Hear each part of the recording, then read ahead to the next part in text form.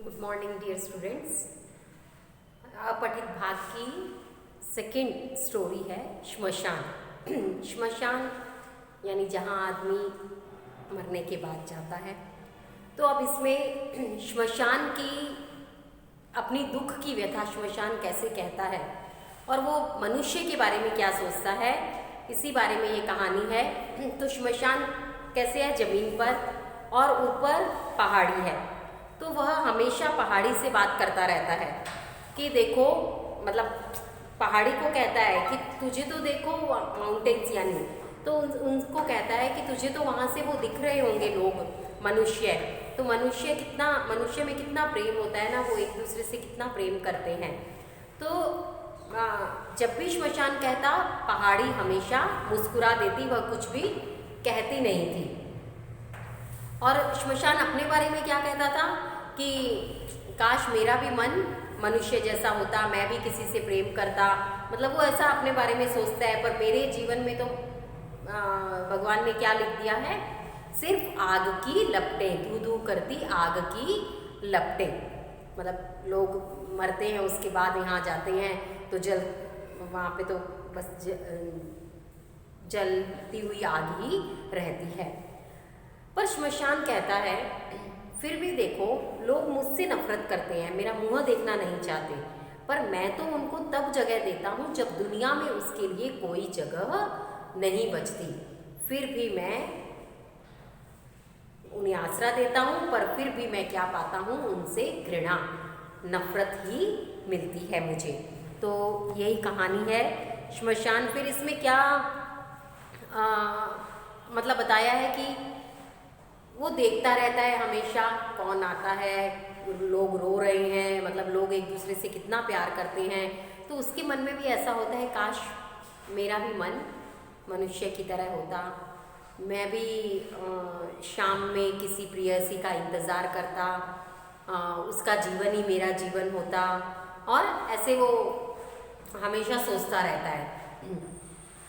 और जैसे श्री फरहाद और लैला मजनू के किस्से मुझे बहुत दर्द देते हैं। मतलब काश मैं भी किसी से इतना प्रेम करता और कोई मेरे लिए भी रोता। तो राह में पलकों के फावड़े बिछा देता, प्रिय का जीवन ही मेरा जीवन होता, उसकी मौत ही मेरी मौत। दूर दूर से जब हवाएं आती हैं, तो शाम की जो हवाएं, सुहानी हवाएं आती हैं, तो लैला मजनू और श्री फरहाद की कहानियाँ मुझे सुना जाती हैं। ऐसा श्मशान के मन में हमेशा रहता कि मनुष्य एक दूसरे से बहुत प्रेम करता है, और जब उसका कोई बिछड़ जाता है तो वो कितना रोता है, कितना दुखी होता है। तो अब इसमें श्मशान हमेशा एक और पहाड़ी हमेशा एक और श्मशान को देखती, एक और पूरी दुनिया को। उसको तो पता है कि क्या चल रहा है बाहर। फिर श्मशान ने कहा कि मनुष्य के पास जैसा प्रेममय हृदय है ना, उसे पाने के लिए मैं अपने 100 जीवन कुर्बान कर दूं। पहाड़ी फिर भी मुस्कुरा देती। अब ये स्टोरी क्या है, अब एक दिन वहाँ पर एक नौजवान आया, बहुत रो रहा था, सब घर वाले उसे समझा रहे थे, पर वह चुप नहीं हो रहा था। तो बाद में पता चला कि उसकी पत्नी की मृत्यु हो गई है। उसकी पत्नी का नाम था सुकेशी। तो वह उस पर मतलब इतना क्रंदन कर रहा था, इतना रो रहा था, जैसे तैसे सबने संभाला, सब चले गए। फिर वो अगले दिन अकेला आया और उसकी राख पर बैठकर रोने लगा। उसकी आंखें सूज गई थी, पागलों की तरह लड़खड़ाता हुआ आया और अपनी पत्नी की राख बटोरने लगा, हिचकियाँ लेता रहा, उसकी आंखें आंसू बहा रही थी। फिर जैसे भावनाओं का बांध टूट गया, वह सिर फोड़कर रोने लगा। अब इसको सुनना कि वो उसके दुख में कैसे विलाप करता है। तो वो कहता है, कहाँ चली गई, मुझे छोड़कर क्यों चली गई सुकेशी। यानी इसकी पत्नी का नाम क्या था, सुकेशी। याद है कितनी बार तुमने कस्में खाई थी, जिंदगी भर मेरा साथ दोगी, और 2 वर्षों में ही तुम मुझे छोड़कर चली गई। अब मैं तुम्हारे बिना जीवित नहीं रह सकता, तुम मुझे अपने पास बुला लो, या कोई ऐसा साधन बताओ कि मैं तुम्हारे पास आ जाऊं, या मुझे ही कोई उपाय करना पड़ेगा तुम्हारे पास आने का। अब मैं जीवित रहकर करूँगा भी क्या? तुम नहीं तो मेरे जीवन का कोई अर्थ नहीं, कोई सार नहीं, कोई रस नहीं। मैं तुम्हारे बिना नहीं रह सकता, नहीं रह सकता, नहीं रह सकता। इसी प्रकार वह विलाप करता रोता रहा, सर फोड़ता रहा। इंसान बनने की और प्रेम करने की और अपने प्रिय के वियोग में इस नवयुवक की भांति मर मिटने की जो तमन्ना थी ना श्मशान में, वो और अधिक जीवित हो गई कि देखो कितना प्रेम कर रहा है। तो इंसान बनने की और किसी पर मर मिटने की तमन्ना श्मशान के मन में और अधिक जीवित हो गई। सोचता रहा काश मैं भी किसी को इसी तरह दिलो जान से प्यार करता। उसके पहलू में खड़ी पहाड़ी फिर भी मुस्कुरा दी। रो धोकर वह व्यक्ति चला गया। अब श्मशान के हृदय को उसकी आंसू जो है ना वो गर्म सलाखों की भांति दग्ध कर रहे थे। उसने पहाड़ी से कहा, बेचारा कितना दुखी था ना। यूँ तो रोज ही ऐसे व्यक्ति आते हैं, पर पता नहीं इसके दुख में मुझे कुछ अलग ही कुछ वेदना नजर आई। मैं कभी भूल नहीं सकूंगा। तुम देखना ये जीवित नहीं रहेगा। क्या सोचा उसने कि अब यह जीवित नहीं रहेगा।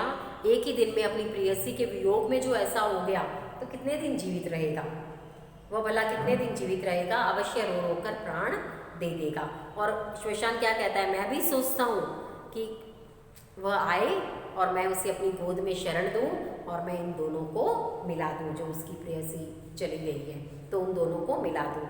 सारे दिन वह युवक की प्रतीक्षा करता रहा पर वह नहीं आया। शाम हो गई। 3-4 दिन तक यह क्रम बना रहा पर वह युवक नहीं आया। पर वह उत्सुकता से हर एक मतलब डेड बॉडी को देखता था कि शायद क्या ये वही युवक है क्या। फिर एक दिन उसने पहाड़ी से पूछा, तुम्हें तो शहर का पूरा कोना दिखता है, तो तुम देखकर थोड़ा बताओ ना वो युवक कहाँ है। पहाड़ी ने मुस्कुराते हुए कहा, नहीं मैं नहीं देख सकती। श्मशान ने कहा, मेरा अंतःकरण कहता है कि या तो उसने कोई ऐसी इस तरह से अपनी जान ले ली होगी कि मेरे तक नहीं पहुंचा होगा, यानी डूब कर या ऐसी आत्महत्या कर ली होगी कि वो श्मशान तक नहीं आ सका। पहाड़ी ने पूछा, तुम्हें विश्वास है वो मर गया होगा? श्मशान खींच उठा, तुम तो बिल्कुल पत्थर हो। जिसके हृदय को प्रेम की पीर ने भेद दिया वह कभी जीवित नहीं रह सकता।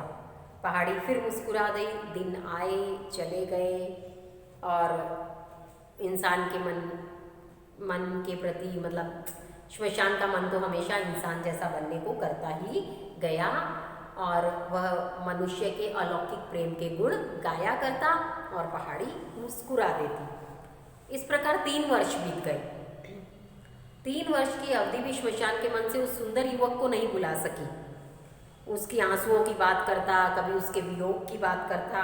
तभी एक दिन उसका हृदय किसी परिचित स्वर की करुण चित्कारों से दहल उठा। उसने देखा वही सुंदर युवक आ रहा है और वैसा ही रो रहा है। उसने कहा, अरे अब इस बेचारे पर किसने ऐसा कहर ढा दिया, अब ये कौन है? तो श्मशान ने सोचा कि वह अभी भी जीवित है, अब ईश्वर ने क्या कहर ढा दिया। पर बातचीत करने पर पता चला कि ये भी उसकी पत्नी थी। समझने में देर न लगी और इसके फिर सब लोग कह रहे थे इसके भाग्य में पत्नी का सुख है ही नहीं, वरना 5 वर्ष में इसकी 2-2 पत्नियां कैसे चली जाती। आज भी युवक का क्रंदन वैसा ही था, वैसी ही चित्कार थी, वैसा ही रो रहा था। उसके आंसू गर्म सलाखों की भांति दिल को दहला देते थे। उसके पहले दिन के रूप में और आज के रूप में कोई फर्क नहीं था। श्मशान के मन में वर्षों से मनुष्य की जो अलौकिक प्रेम की धारणा थी ना, उसको थोड़ा सा धक्का तो लगा। संध्या समय वो फिर आया युवक, फिर उसकी राख पर बैठकर रोने लगा।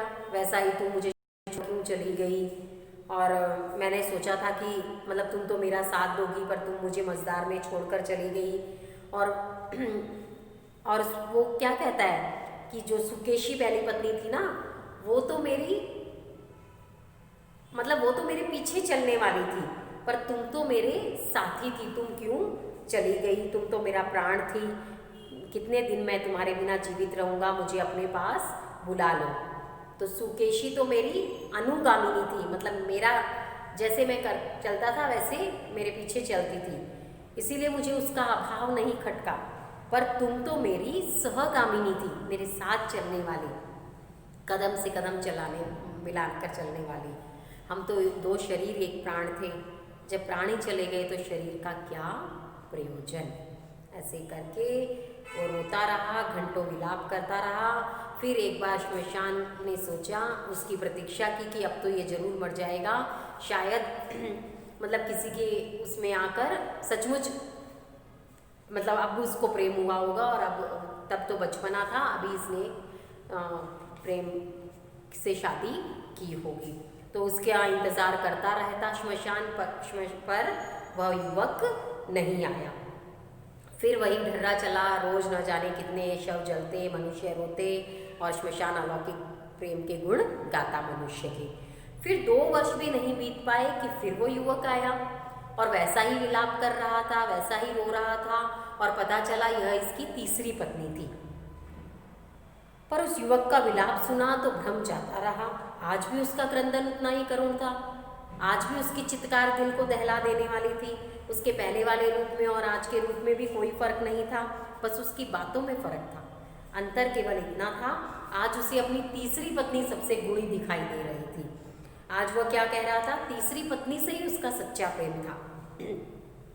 उसका पहली 2 स्त्रियों का प्रेम तो बचपना था, ना समझी थी। पहली उसकी अनुगामिनी थी, उसके पीछे चलने वाली, दूसरी उसकी सहगामिनी थी, और तीसरी जो ये अभी मृत्यु हुई वो कौन थी, अग्रगामिनी थी, यानी इसे ही रास्ता दिखाने वाली पत्नी थी, पथ प्रदर्शिका थी। तो जिसके बिना यह एक कदम भी जीवित नहीं रह सकता। वही पुरानी बातें, वही विलाप, वही क्रंदन, मानो कोई भावना से इसका संबंध ही न हो। मनुष्य के अलौकिक प्रेम की जिस भावना को श्मशान अपने हृदय में संजोए बैठा था ना, आज उसको बहुत बड़ा धक्का लगा। वह भी पत्थर हो गया इस दृश्य को देखकर। और पहाड़ी ने उसकी ये हालत देखी तो तरस खाकर बोली, सचमुच तुम मूर्ख हो, इतना भी नहीं समझते कि जो इंसान प्रेम करता है ना, उसे जीवन भी कम प्यारा नहीं होता। वह प्रेम की स्मृति, कल्पना और आध्यात्मिक भावना पर जिंदा नहीं रहता, यानी स्मृति यानी यादों पर, और उसी पर जिंदा नहीं रहता है। जीवन की पूर्णता के लिए वह फिर प्रेम करता है, क्योंकि जीवित रहने की ललक के चलते वह हर वियोग झेल लेता है। तो सबसे ज़्यादा मनुष्य किससे प्रेम करता है, खुद से। वह खुद से प्रेम करता है, इसीलिए खुद को जीवित रखने के लिए वह फिर प्रेम करता है। तो यही कहानी है कि श्मशान और पहाड़ी क्या बात करते हैं, और श्मशान के मन में जो मनुष्य के प्रति भावना होती है उसको कैसे ठेस पहुंचती है।